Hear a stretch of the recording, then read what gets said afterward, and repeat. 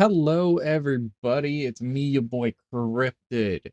So we have had very little information on Tribe 9. Obviously, they've had some things to work on, so they've been really playing it slow. They gave us the Lux Phantasma event, but it's really uh there's really not been anything going on. But they just dropped a bunch of information and their roadmap going forward. But before we look at that, we're going to look at the brand new trailer for our new playable character who, I'm not going to lie, I looked at her before and I looked at this video before, and I got to say I am super interested. But without further ado, let's hop right into it and check out this character. ヒナは可愛くて I gotta say, I like the design. Um, I know it says it looks like she has gauntlets on here, but her gauntlets actually in game are massive. It is crazy, and I think it really has a lot to the aesthetic of, oh, I'm a cutesy maid, but I'm gonna bash your face in with these giant gauntlets. I love it. 簡単にはやられないよ。Look at the size of them, Johns. Look at that. ヒナは可愛くて強いんだ。簡単。Like, look, those are massive. Am I wrong? They beating people with those is going to be super fun. And she has a whole counter mechanic, and it looks really easy to do the counter, because instead of actually having to time your attacks like you have to do with everyone else, it looks like you just charge up your hit and just wait, charge up your punch and just wait to get hit. It gives me a lot of Vi aesthetics if you've played League of Legends, but it looks really nice. They haven't shown off that ninja yet, though. That's the only part you see. Big hits. Does a little posed style on you right there. You can charge up the hit. See, this is what I'm talking about with Vi. Is she just sits there and charge it up. I don't think you can move while charging, but it's still cool nonetheless, because it's from what I understand, it's an AoE parry. The second you get hit while in this stance, regardless. And they don't show any damage numbers, so we're not really sure how hard this is supposed to hit. And that they're showing off that anything that touches you just becomes a parry. And anytime, so instead of having to charge it up, they say it in the description, but anytime you have to charge it up, you just have to hold the stance. The second you're hit at any point in the charge and you parry, it's considered a full charge. So you want to do this immediately whenever you think you're about to get hit. I don't know how fast the animation is for you to charge it up. This might be severely OP, especially since it looks like you just get hit from any angle and it's considered a parry.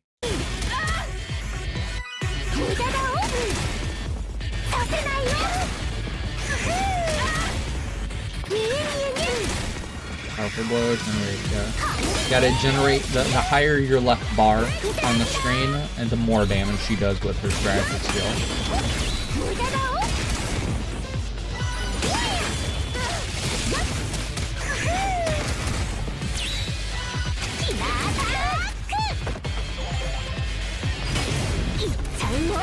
It's kind of the same kind of thought process of with Anoki. Get the bar up to max, launch big hit.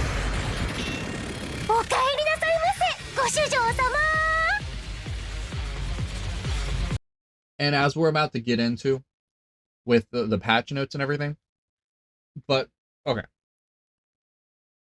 Does she not look amazing? She has great splash art, great animations, has a very unique style. It's a laid back kind of style for a tank. It's not as aggressive as Q is.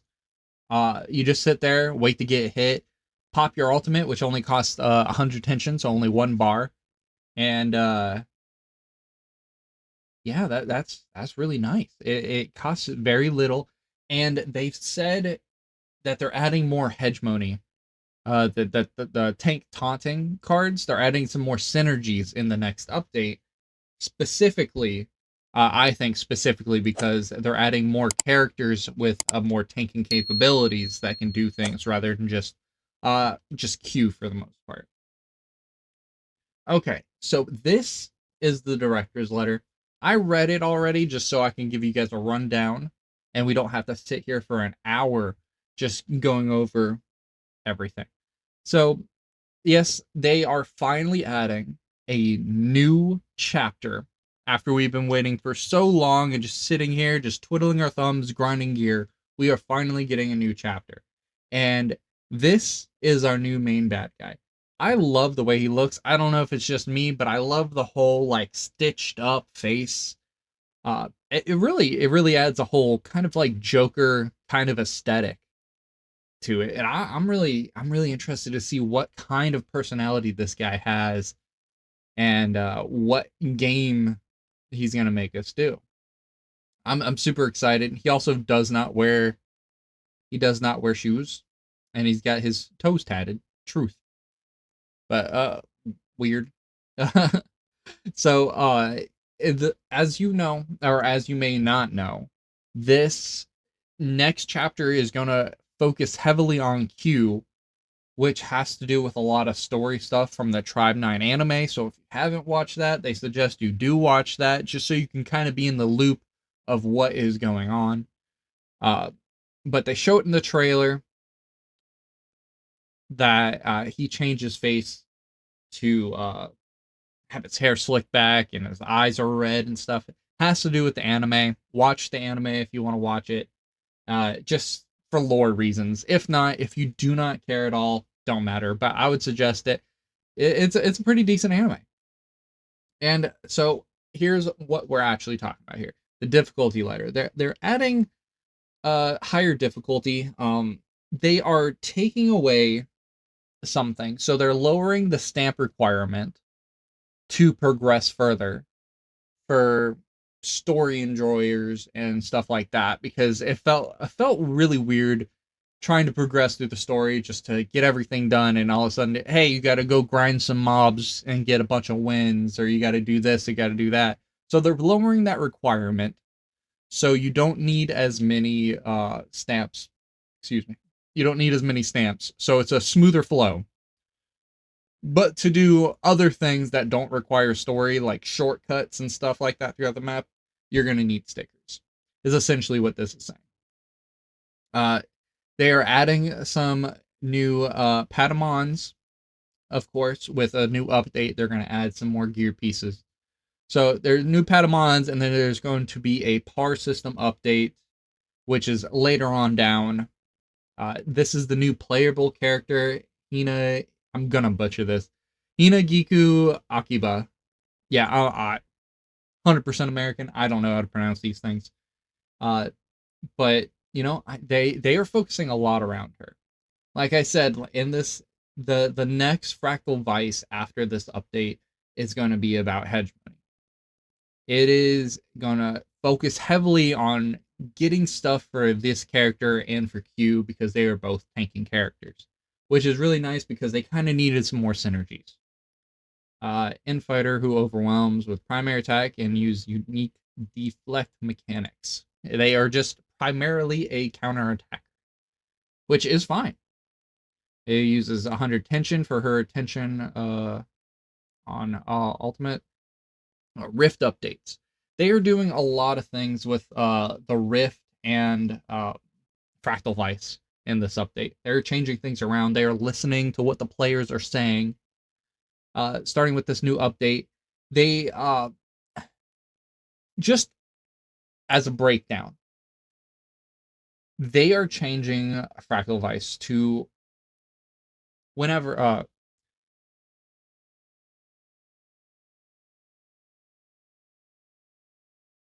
all right, with the Rift updates, they're changing things. They're adding the highest difficulty bonus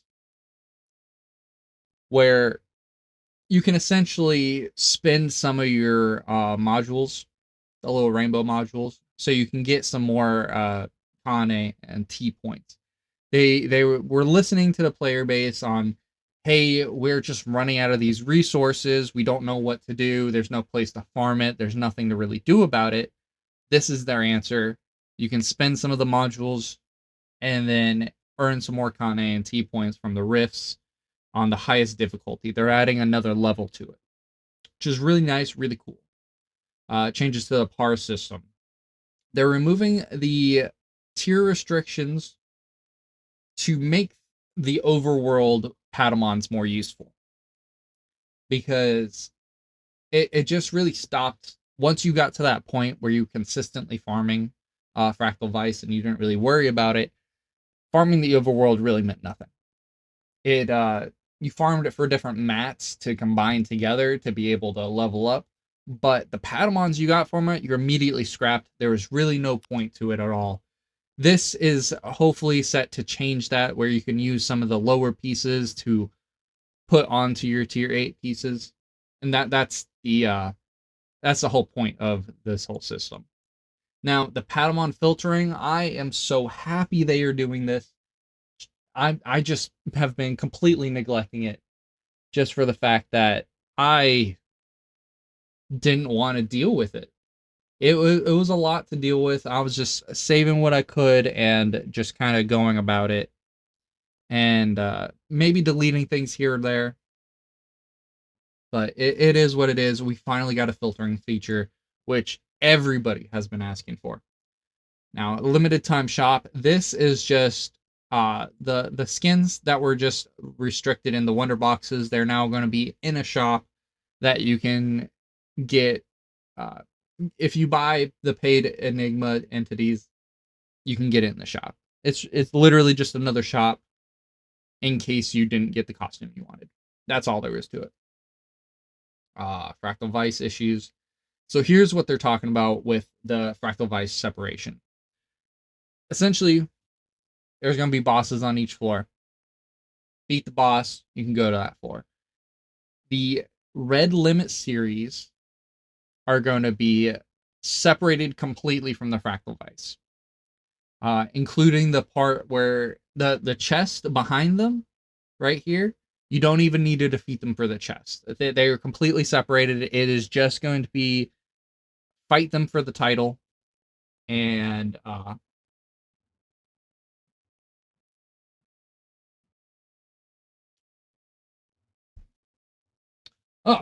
sorry about that. You fight them for the title, and that's it. You're just going to be getting a medal that you can put on your badge, and be like, hey, I did it. I did this thing. But they're separating them away. You can fight them over and over again once you get to them, so you don't have to go through a whole Fractal Vice. Instead, like I said, they were just putting in like mini bosses that are an in between of the overworld bosses and the Red Limit series bosses.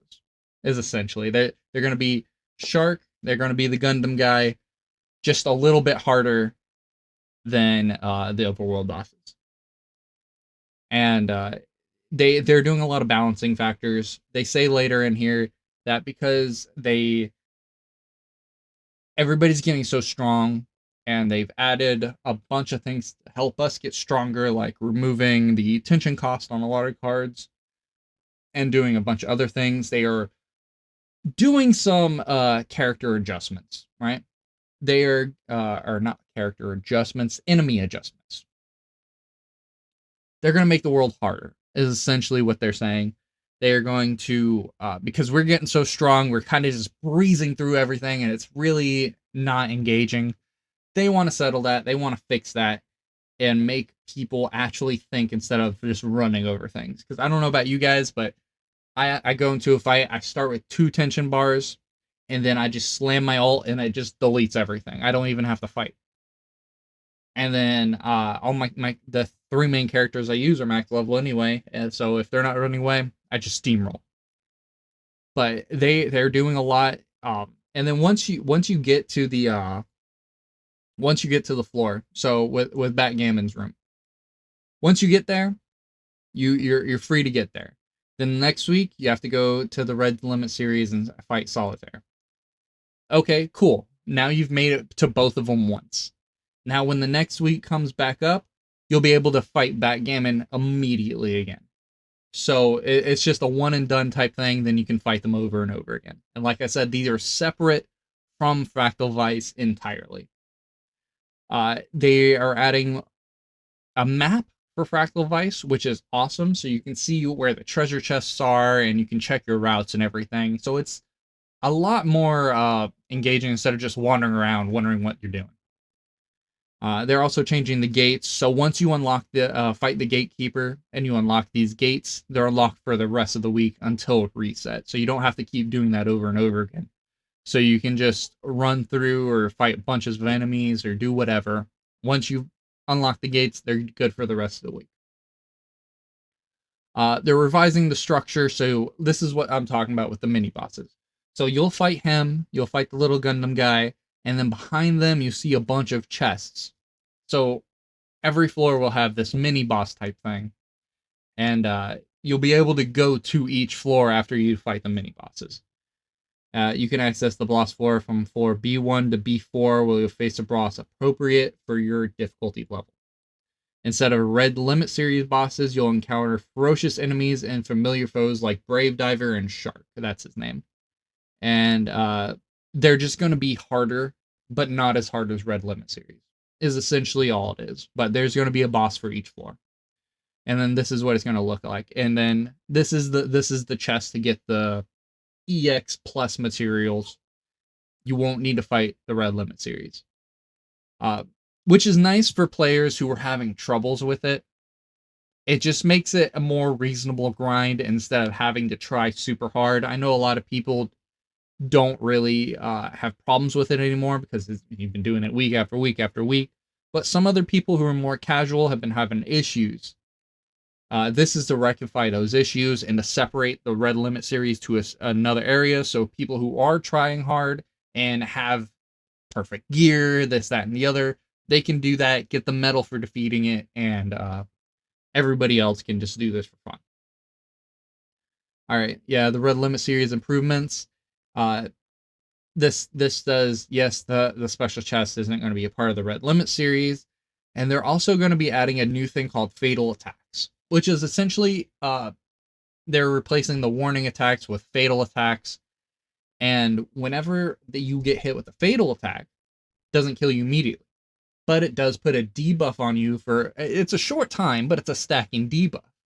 And even if you heal it up, say you're right here, get hit with the debuff, you get smacked down to right here, you get healed to full, you're still going to have that debuff on you. And it's going to stack up and stack up and stack up if you keep getting hit to the point where no matter what your health is, you'll get one shot. So that's kind of the mechanic. They say for people who understand, because they're not changing up the attack patterns. So people who understand Backgammon and Solitaire, it's really not going to affect you too much because you know the moves, you can dodge them and everything like that. But for people who are still trying it out, it's going to add that extra layer of difficulty, which is pretty cool. It's pretty cool. And this is what they say for game balancing. They originally wanted people to struggle to get the level 50, and that 40 breakpoint was going to be from the Red Limit series, as well as no, I think that was about it. But because, like I said, they did the tension card consumption buff, as well as they let a lot of people just hit level 50 without having to beat the Red Limit series when they changed the stamps around. People have just gotten too strong. So this is them saying they're going to buff the overworld. The next update is going to be severely harder than Chapter 2. So if you don't have your stuff together for Chapter 3, they suggest you start farming, get some good gear together, because the difficulty is going to spike super hard from Chapter 2 to Chapter 3. So just keep that in mind in case you start going to Chapter 3 and you start getting back shots left and right, and you don't know what to do about it. So they warn you, but I don't feel like it should be too much of a problem for people who've been playing day 1, week 1, week 2, maybe, because hopefully by now you should have some kind of gear and understanding of the game and be able to parry, do all that. But that's essentially what they're saying here, is they're just making things harder. Now, for our roadmap, or their roadmap, they're going to do it in new chapters and cities in a 3-month cycle, which I think will be fine as long as they supplement the in between. They got a lot of positive feedback from the Luck Phantasma event, so they're going to be they might be doing some things like that on a permanent, semi-permanent basis, and they're also going to be doing some smaller events, 1 to 2 weeks, every 1 to 2 weeks, just so we have something to do instead of just doing one thing over and over again. Um, then this is just something they are looking to add more side kind of stories that are closely related to the kind of story that Lux Phantasma was, because a lot of people really like that. Improving with the updates. They're also improving quality of life. They're improving the map for Minato City because a lot of people were having issues navigating it. So they're gonna just improve that a little bit, so it's easier to look at, easier to figure out what you're doing and where you're going. Which, any improvement is a good improvement. As long as they're listening to their community and they're figuring out, hey, this is what they're having a problem with. This is what's deterring them away from exploring and actually experiencing our game. Let's try and fix this. They're also going to make it so we can see buffs and debuffs better during battles instead of just barely a thought. And they're also going to be trying to strengthen underused characters, like every game tries to do. They're going to try and buff underused free characters just to try and make it so they're used. They don't want to have all these characters that aren't even thought of. But this is this saying, hey, we understand some characters are weak. We're going to try and fix that and bring them up to par with other characters. Final thoughts. They're just super happy. They have a very positive review on Steam, which honestly they deserve. It is a good game. It's just been lacking the content that it should have got, but they've been spending a lot of time. It is understandable. They've been spending a lot of time getting ready for this next patch and everything like that. So hopefully we shouldn't have another huge dry spell like that again. Hopefully. We'll have to keep our eyes out, but I don't think we're going to have another problem like that again. And they're just super happy. And I cannot wait to play this game. I cannot wait to play this new update with these new characters and the new hegemony set. I am super excited. Let me know what you guys think about this whole update. Are you excited about it? Did you quit because there wasn't anything going on? If you did quit, are you coming back because of this update? Let me know what you guys think in the comment section down below. I truly appreciate you guys for watching and have a good one. Peace.